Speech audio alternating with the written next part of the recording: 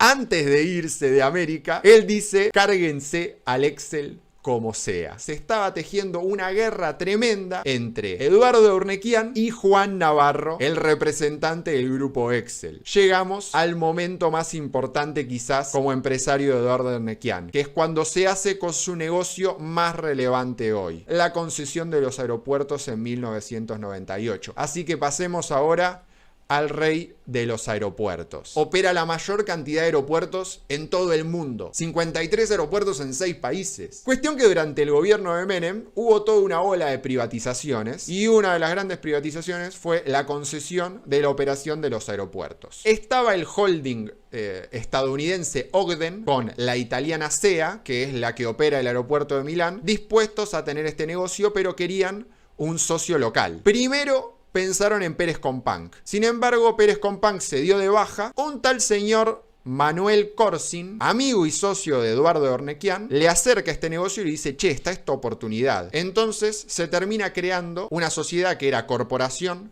América Sudamericana, compuesta en un 85% por Eduardo de Urnequian y en un 15% por Corsin. Crean con esa sociedad un consorcio con Ogden y la italiana SEA para presentarse como uno de los interesados para la concesión de los aeropuertos. Hubo una gran disputa, porque siempre hay sobres, ¿viste? Se abren ofertas, se negocia. A último momento, el consorcio de Urnequian ofreció pagar 170 millones de dólares de canon, que era un 30% más que la mejor oferta, y en enero de 1998 se quedan con la concesión de los aeropuertos argentinos. Creo que eran 33 aeropuertos argentinos. En esta compulsa por los aeropuertos, al principal competidor que le ganan es a un consorcio conformado por el Grupo Macri y el Grupo Excel. Según leí en una nota del cronista de David Cayón, Macri quedó muy enojado o con mucha bronca con Urnequian de esa época porque él estaba convencido que le había ganado la concesión de los aeropuertos con mentiras, mintiendo. Y además había algo más vinculado a lo familiar. Eduardo era muy amigo de Franco Macri y según el libro El Loco de Juan Luis González, Franco Macri se sospecha, se cree o hay una leyenda, dicen que solía llamarlo boludito a su hijo. Al parecer, Urnequian habría tomado también esa costumbre y Juan Luis González recrea un diálogo en el cual Macri, antes del balotaje de 2015, va a la oficina de Aeropuertos Argentina 2000 a visitarlo a Urnequian y Eduardo lo recibe con la frase de ¿qué haces, boludito? Así que hay una cierta tensión que se ha ido escalando con los años, porque durante el gobierno de Macri, él empezó a especular, o por lo menos empezó a dar a entender a través de sus funcionarios, que podía llegar a sacarle la concesión de los aeropuertos a Aeropuertos Argentina. Y además lo que le pasaba era que el presidente de Aeropuertos Argentina en ese momento era Rafael Bielsa, que había sido canciller del kirchnerismo, había sido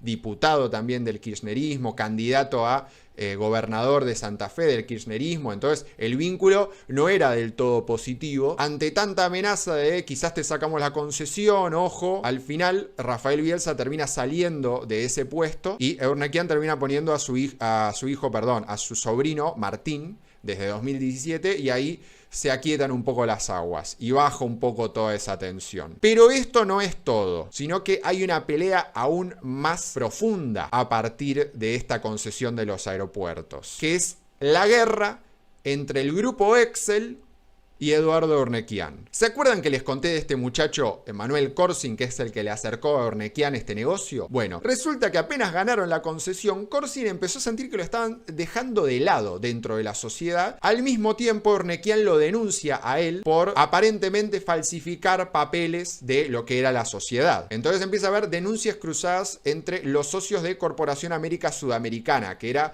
una de las partes del consorcio de Aeropuertos Argentina. Además, el grupo Ogden, los estadounidenses, le habían dado a Urnequian el usufructo de su parte. Y los italianos no estaban contentos con eso. Entonces es como que también pataleaban. Pero Urnequian creía que detrás de todo esto había alguien. El mismo estudio jurídico que defendía a Corsin y que defendía a los italianos era el mismo estudio jurídico que defendía al grupo Excel. ¿Y qué estaba pasando con el grupo Excel? El grupo Excel manejaba en la cabeza de Juan Navarro, ¿no? Este empresario uruguayo que compró un montón de empresas en toda esa historia. Sí, tengo que contar la historia del grupo Excel y les juro que va a ser más temprano que tarde. El grupo Excel manejaba el negocio de los free shops y de los depósitos fiscales en los aeropuertos. Eurnequian empezó a querer hacer obras dentro de los aeropuertos. Excel decía, che, vos me estás sacando el lugar de mis negocios con estas obras. Entonces presentaba escritos o presentaba denuncias en la justicia para frenar todas estas obras. Pero el problema en verdad era otro. La concesión de Excel de los free shop y de los depósitos fiscales era hasta 2007. Y una vez que pasara 2007,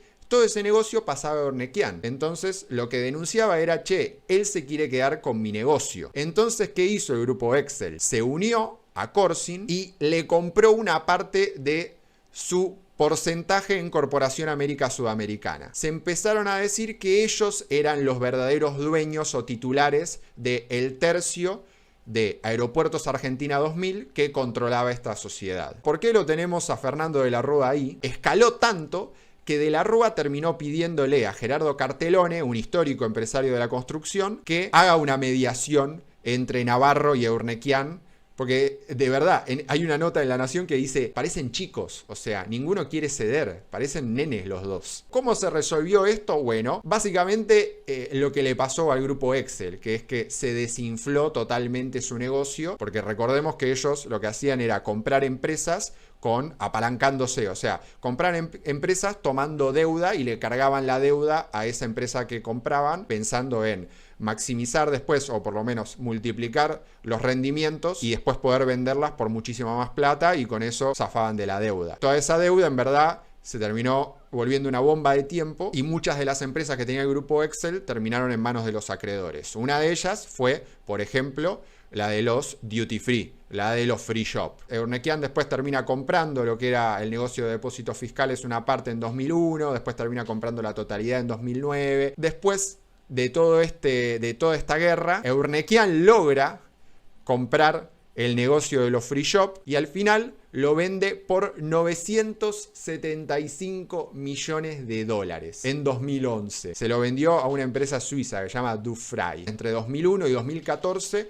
empezó a sumar más aeropuertos, como les dije, en Armenia, en Italia, en Brasil, en Ecuador, en Uruguay. En un momento también se lo empezó a especular con una integración vertical con aerolíneas, ¿no? Se lo empezó a nombrar como un posible comprador de aerolíneas argentinas en lo que fue a principios de los 2000, porque él también en un momento, como también tenía deuda, había aerolíneas que tenían deuda con él, se empezó a quedar con algunas. Por ejemplo, él tenía un 30% de Southern Winds. También después compró a LAPA, más conocida por ese fatídico accidente, ¿no?, en el 99, donde murieron 65 personas. La compra en un momento, en 2001, lo pone a Guillermo Francos como titular y después la deja en 2002 y la empresa funde totalmente en 2003. Así fue evolucionando un poco lo que es el negocio de los aeropuertos de Eurnequian hasta hoy, que es este gran holding con 53 terminales en 6 países. Pero además, en lo que es aeropuertos, hay potenciales novedades, porque últimamente se está hablando mucho de la posibilidad de que Eurnequian se haga cargo